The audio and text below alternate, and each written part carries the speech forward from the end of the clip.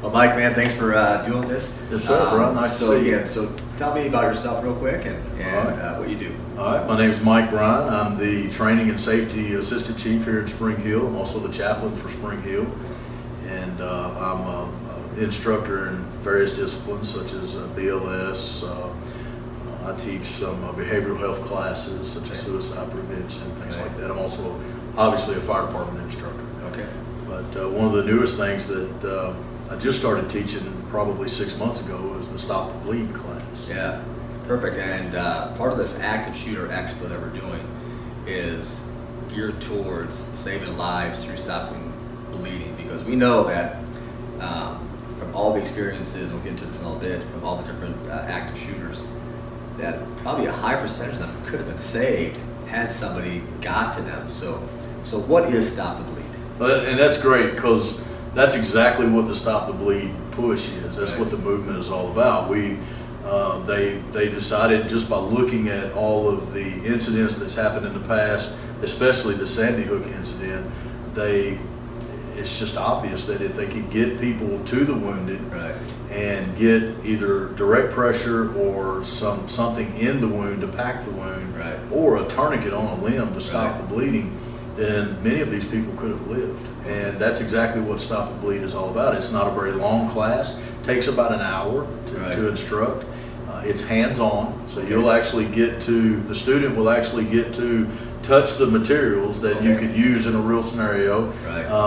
We have strips of t-shirt that we leave laying there, because you can literally rip a piece off of your Right. shirt and pack a wound with it.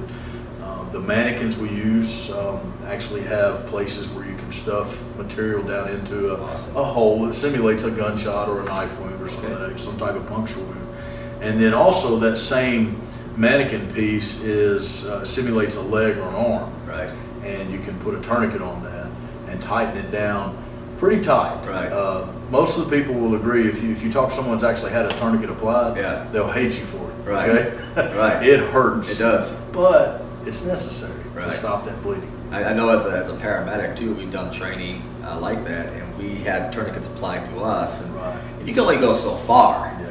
And out up, getting punched in the face. Yeah, that's exactly And, right. It hurts. Right. It hurts. And so when somebody's in an active shooter scenario, and if we have, because we know that the shooters are typically going room to room to room, and they're moving them throughout the building typically. And so if somebody sees somebody shot, the goal is, you want to get to safety, but you also want to try and save a life. And so is there a thing in like when you teach it to people to where you kind of tell them to flip that switch into thinking you want to have self-preservation, but what do you do about when you see somebody in need? Can they do something simple and quick, unplugging that wound or putting something on and then leaving until somebody else comes in behind them? Absolutely. Absolutely. And obviously, the push for years was run, hide, fight. Right. We've taught that. We still teach that. Right. It's a great program, and we do not want people to put themselves in harm's way. Right. But typically, a shooter will move quickly till he gets to his target or gets to where he is barricaded, Yeah. and that usually leaves the rest of the building, Right. free and open. The police departments now, your sheriff's departments, your police departments, your SRTs, your SWAT teams, Yeah. they are not programmed to wait outside and try to find that right moment. Now they are going to come into that building, Right. and they're going to start clearing rooms. So it's a different state of mind. And exactly what you said, we do need to flip that switch. Yes, take care of ourselves, but if I'm on the way out the door and I can grab a hold of somebody and drag them out, Right. drag them out. Absolutely. If I can stuff a little bit of shirt into a wound to slow the bleeding down, Right. then do that and get out. Right. Take cover first. Always cover yourself. Right. But that may be that you barricade yourself into a room and then take care of the wounded in that room. And we have cases where teachers have controlled their students, kept them really quiet, stayed in a room, and was never hurt. Right. So the main thing I believe, and I've never been in one of these situations, and I hope and pray that I never am, or anybody in my family, but I think if we can just flip that switch and stay calm, Yeah. and practice these things. That's the big thing. Yes. And that's what's so good about what you're providing for the community, this day of learning Right. that you're going to provide.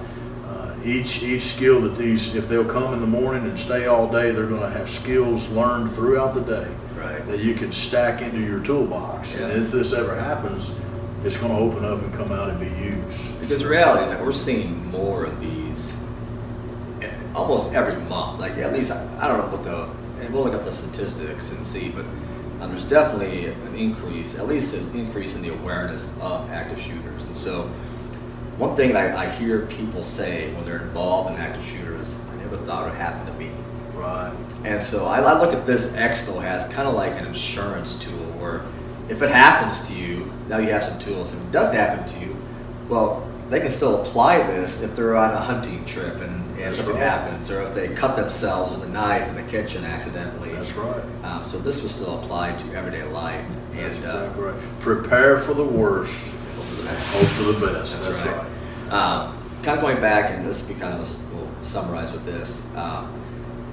Law enforcement nowadays, they used to just stage outside, set perimeter, and then wait for SWAT and SRT.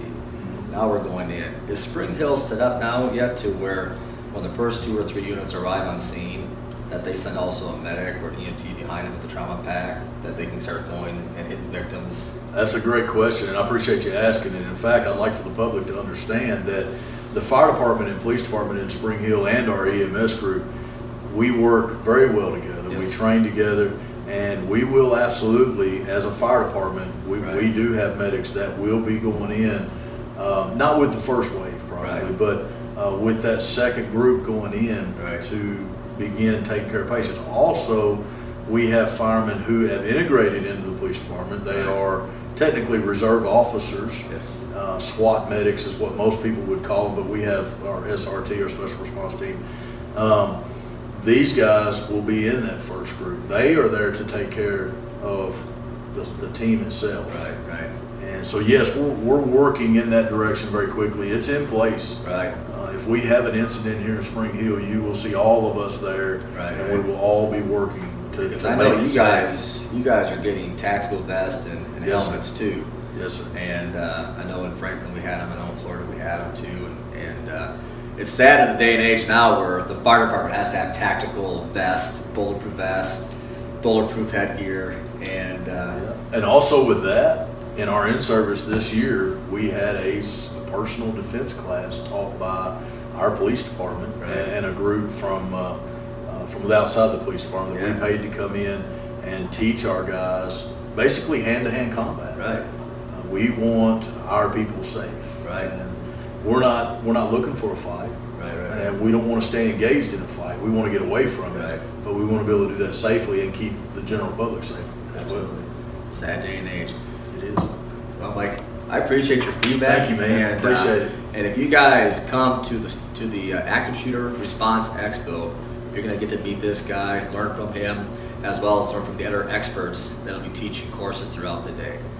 So from Spring Hill Fire Department, station number 2. Yeah. We'll talk to you guys soon.